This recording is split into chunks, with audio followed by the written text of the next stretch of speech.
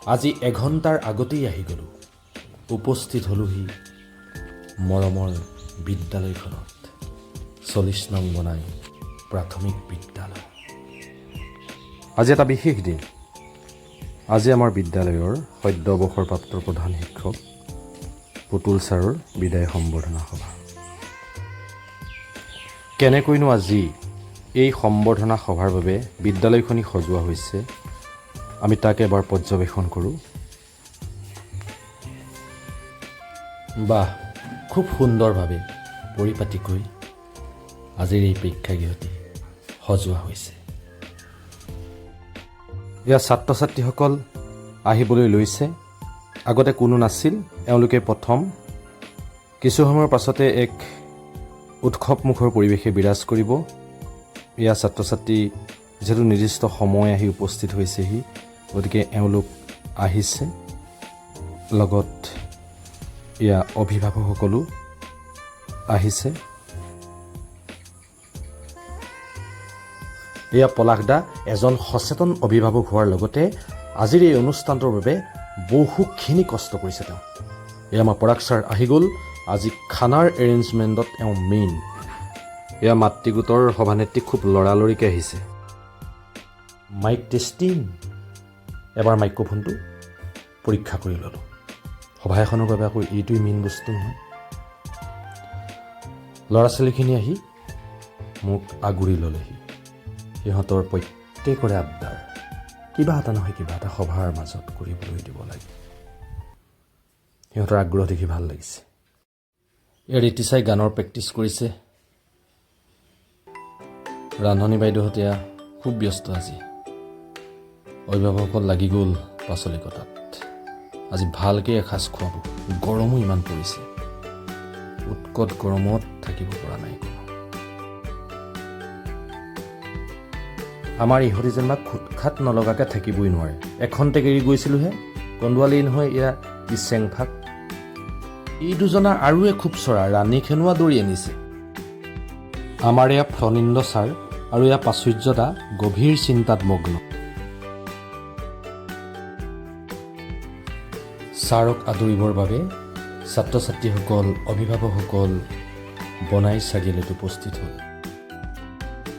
দগাঁও প্ৰাথমিক বিদ্যালয়ৰ প্ৰধান শিক্ষক এয়া মৃগেন দত্ত আৰু আমাৰ পৰিচালনা সমিতিৰ সভাপতি প্ৰদীপ তামুলীয়ে গতিবিধি নিৰীক্ষণ কৰিছে। সকলোৰে উৎকণ্ঠা, ছাৰ কেতিয়া পাবহি, ছাৰ কেতিয়া পাবহি। সকলোৱে বাটৰ ফালে চাই আছে। আমাৰ অভিভাৱকসকলেও খুব ধুনীয়াকৈ পখৰ ৰ'দকো নেওচি ছাৰ অহালৈ অধীৰ আগ্ৰহেৰে বাট চাই আছে।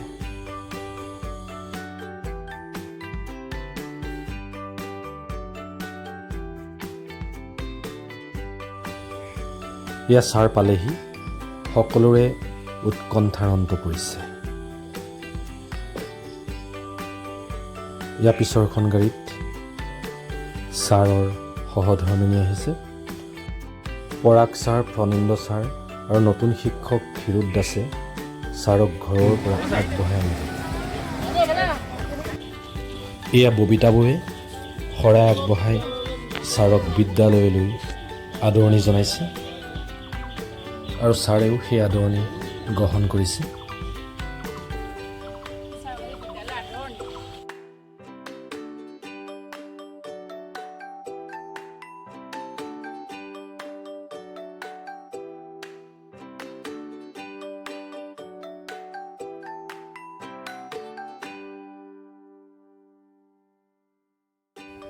যুৱ সাংবাদিক তথা অসমীয়া খবৰ কাকতৰ উপসম্পাদক দীপজ্যোতি শইকীয়াই পোনপ্ৰথমে তেখেতক আদৰণি জনাইছে।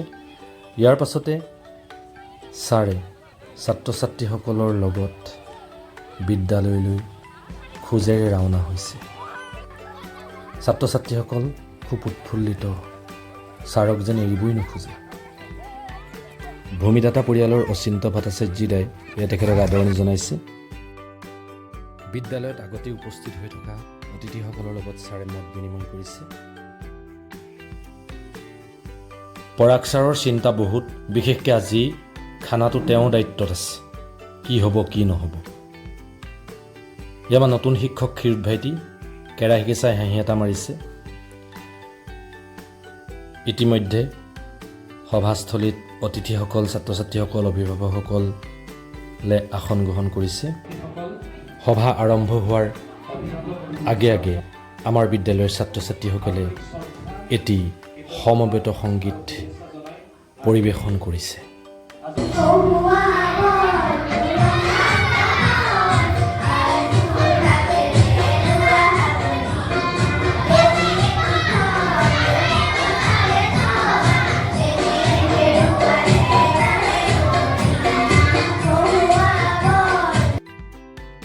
সভাখনি পৰিচালনা কৰিবলৈ আমন্ত্ৰণ কৰিছোঁ ঔগুৰি উচ্চ মাধ্যমিক বিদ্যালয়ৰ জ্যেষ্ঠ শিক্ষক অমিত ভূঞা ছাৰ। তেখেতে সভাপতিৰ আসনত বহাৰ পাছত আমি বাকীসকল বিশেষ অতিথিক মঞ্চলৈ আমন্ত্ৰণ জনাইছোঁ আৰু সকলোৱে আসন গ্ৰহণ কৰিছে। সভাপতিয়ে সকলোৰে অনুমতি বিচাৰি সভাখন পৰিচালনা কৰিবলৈ আজি যিখন বিদ্যালয়ৰ যি সভাপতি মই কৰিবলৈ ওলাইছোঁ, এই সভাপতি কৰিবলৈ যোৱাটো ইমান টান পাইছোঁ, যিহেতু মুৰব্বী শিক্ষাগুৰু চৰ্দাৰ বৰুৱা ছাৰ যি আমাৰ শিক্ষাদান যেন তেখেত পঢ়ি আছে, গুৰু আগত কথা কোৱা কিমান জটিল, কৈ যাওঁতে কিমান অক্ষুদ্ৰ হ'ব। ইয়াত উপস্থিত থকা প্ৰতিজন ব্যক্তিৰ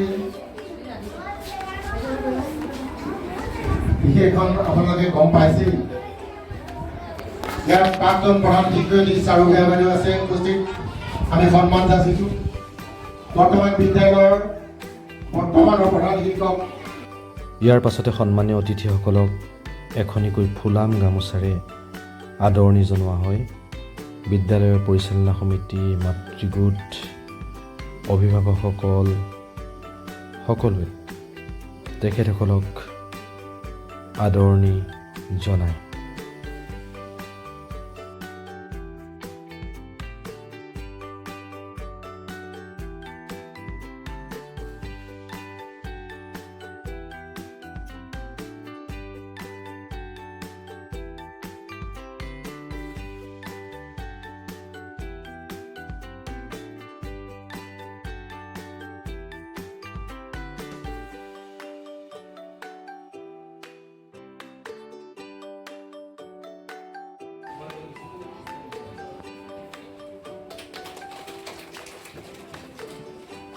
সভাৰ মাজৰ পৰা অলপ আঁতৰি আহি আজিৰ খানাটোৰ কিমানখিনি কামনো আগবাঢ়িছে তাকে অকণমান পৰ্যবেক্ষণ কৰিছোঁ।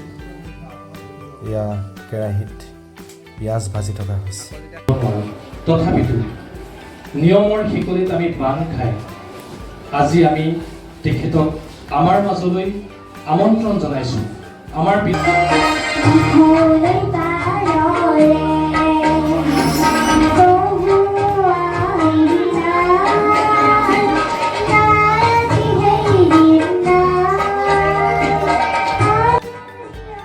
সুন্দৰ গীত ৰীতিচাই পৰিৱেশন কৰিছে সম্ভাৱনাপূৰ্ণ ছাত্ৰীয়ে।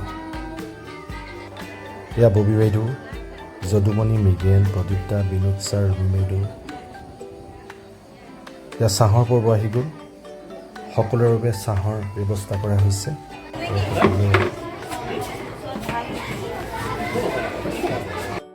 ইয়াৰ পাছতে আমাৰ বিদায়ী ছাৰক বিদ্যালয়ৰ ফালৰ পৰা, ছাত্ৰ ছাত্ৰীসকলৰ ফালৰ পৰা, অতিথিসকলৰ সকলোৰে ফালৰ পৰা সম্বৰ্ধনা জনোৱা হৈছে।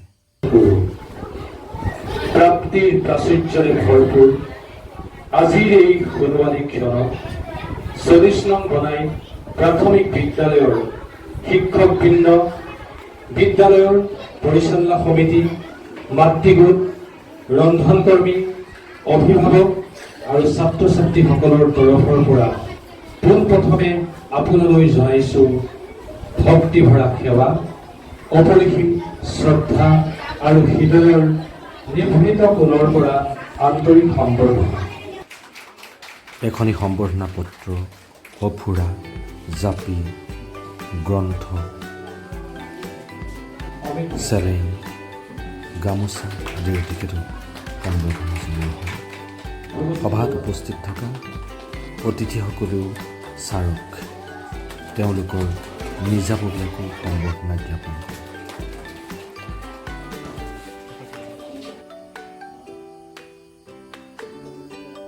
এখনি সম্পূৰ্ণ পত্ৰ প্ৰস্তুত কৰি আহিছে আৰু তেখেতে সকলোৱে দিয়াৰ কাটি এখন পঢ়ি দিব বিচাৰিছে। যোগদান কৰিছিল।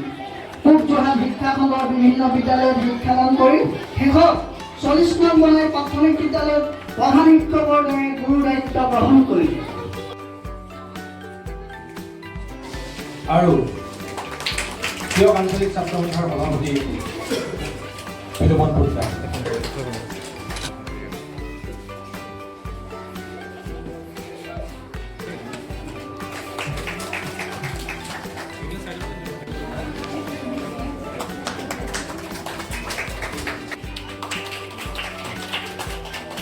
সম্বৰ্ধনা জনাব বিদ্যালয়ৰ প্ৰাক্তন অভিভাৱক আনন্দ তামুলী ডাঙৰীয়া। এখনি গ্ৰন্থে সম্বৰ্ধনা জনাব আমাৰ ইয়াৰ পিছতে ছাত্ৰ ছাত্ৰীসকলে নিজাববীয়াকৈ ছাৰক সম্বৰ্ধনা জ্ঞাপন কৰে।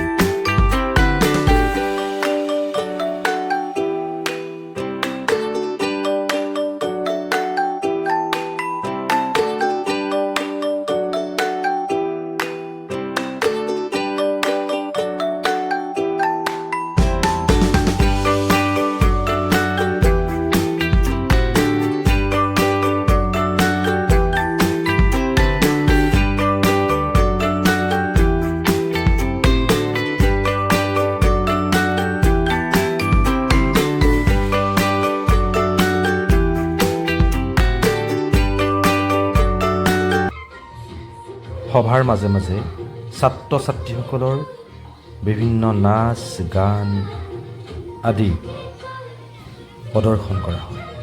এয়া কণমানি ৰীতিছা খুব সুন্দৰকৈ তাই নৃত্য প্ৰদৰ্শন কৰে।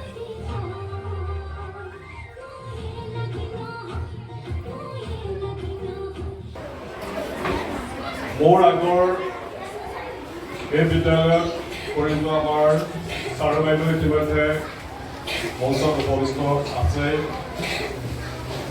সেই সময়ত ছাৰ বাইদেউ যেতিয়া এই বিদ্যালয়ত প্ৰধান শিক্ষয়িত্ৰী আছিল তেতিয়া মই তামোলচিঙা মণ্ডলৰ সমন্বয়ক আছিলোঁ। তেতিয়া দিনত এই বিদ্যালয় আহি আমি চাব চিতিব লাগে কি হৈছে কি নাই অভাৱ। এনেকৈ ছাৰে তেওঁ নিজৰ ভাষণ আৰম্ভ কৰিলে আৰু ছাৰৰ পাছতে অতিথিসকলেও একাদিক্ৰমে তেওঁলোকৰ বক্তব্য আগবঢ়ায়।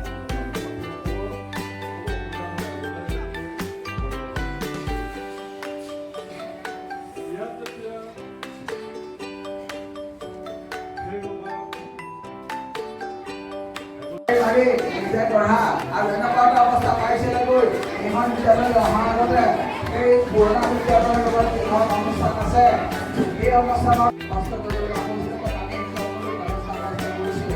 এইখিনি কষ্ট স্বীকাৰ কৰি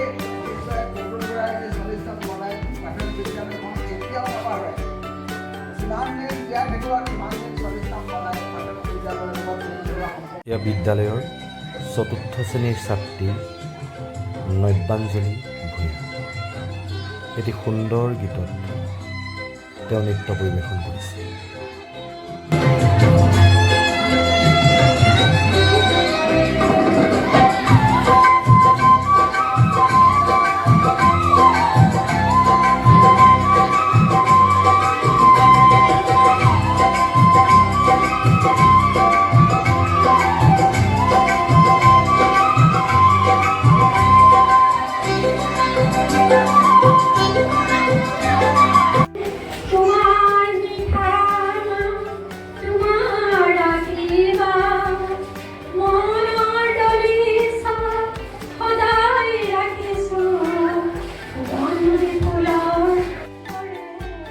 আমাৰ বিদ্যালয়ৰ অৱসৰপ্ৰাপ্ত প্ৰধান শিক্ষয়িত্ৰী এয়া চাৰু বাইদেউ। বৰ সুন্দৰ কণ্ঠ। বিনোদ বৰদলৈ ছাৰ। তাৰ মাজতে ৰান্ধনীশালত এপাক।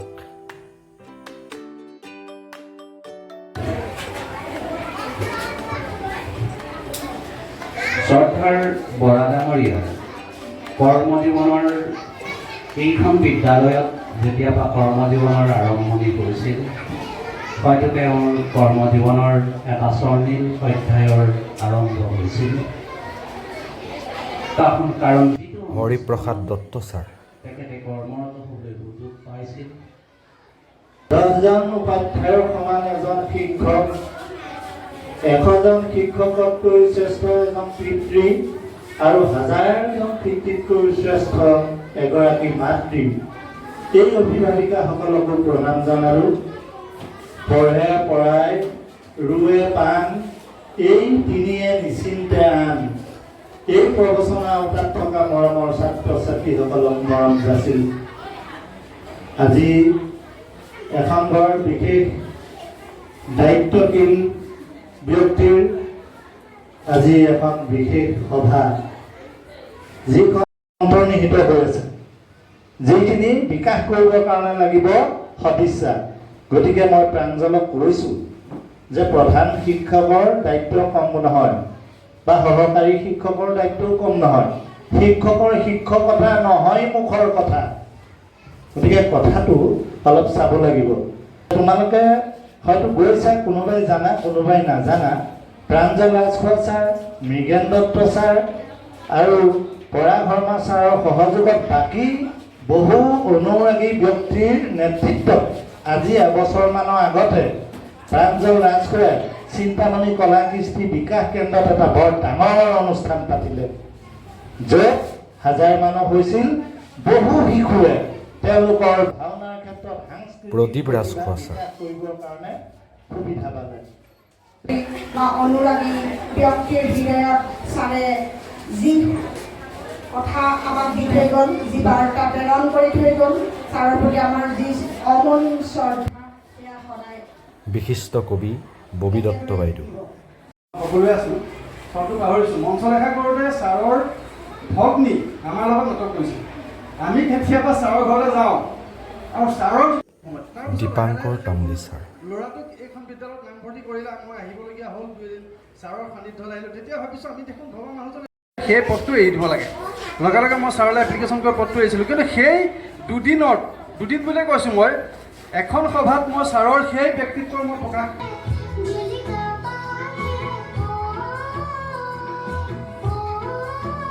চতুৰ্থ শ্ৰেণীৰ ছাত্ৰী প্ৰিয়ংকা তামুলী নৃত্য প্ৰদৰ্শন।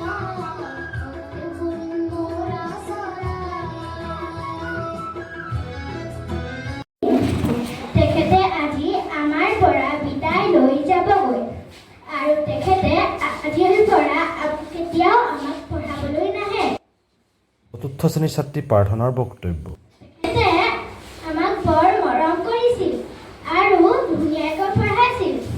তেখেতে পঢ়াই দিয়াখিনি আমি মনোযোগেৰে শুনিছিলোঁ আৰু মনত ৰাখিবলৈ যত্ন কৰিছিলোঁ। ছাৰে আমাৰ বাবে খেলা বস্তু আনি দিছিল, সেইবোৰ আমি খেলিছিলোঁ আৰু এতিয়াও খেলি থাকোঁ। ছাৰলৈ বহুত মনত পৰি থাকে। তেখেতে আমাক পঢ়ুৱাবলৈ আহিব বুলি ভাবোঁ, কিন্তু নাহে। যদি কেতিয়াবা দুষ্ট কৰিছিলোঁ বা কথা নুশুনিছিলোঁ তেনেহ'লে মোক ক্ষমা কৰি দিব। ছাৰ আৰু কৃষ্ণপ্ৰভুৱে কাম মন সদায় ভালে ৰাখক। পুনৰ বিদ্যালয়ৰ অহা শিক্ষকসকল, অভিভাৱকসকল আৰু মনোৰঞ্জন ছাত্ৰ-ছাত্ৰীসকল, আজি টুটু ছাৰৰ বিদায়টো বৰ দুখৰ শব্দ। খং উঠে, পৰিবাৰ আছে,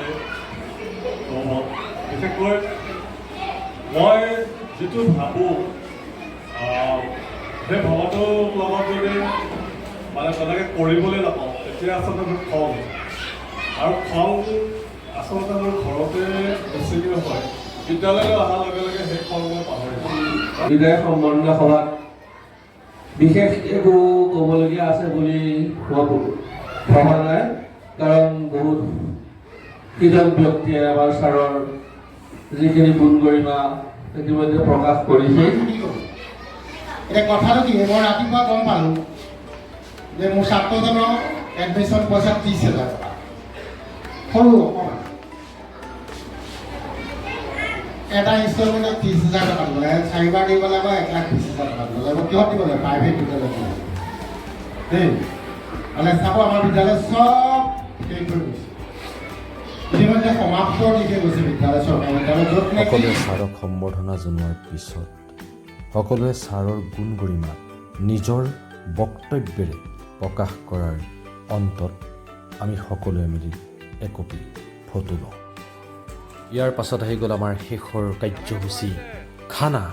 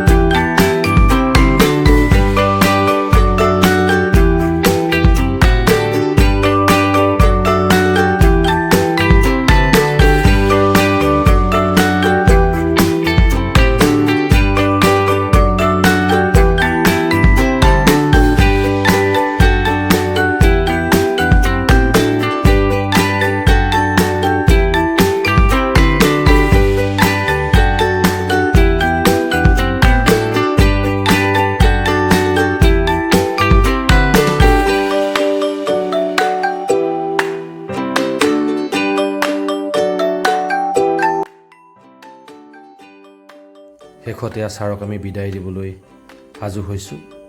ফণীন্দ্ৰ ছাৰে তেওঁ সামগ্ৰীসমূহ গাড়ীলৈ কঢ়িয়াই দিছে আৰু আমিও লগতে কঢ়িয়াই দিছোঁ। এয়া ছাৰৰ সহধৰ্মিনী বাইদেউ ৰুমি বৰা, বাইদেউ দুখ মনেৰে বিদায় লৈছে। এয়া লগত পৰাগ ছাৰ,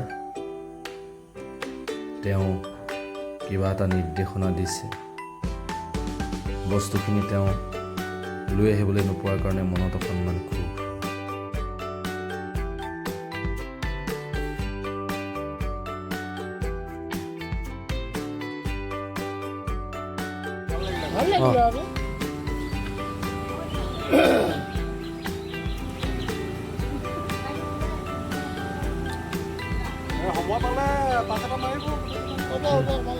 ঠিক আছে।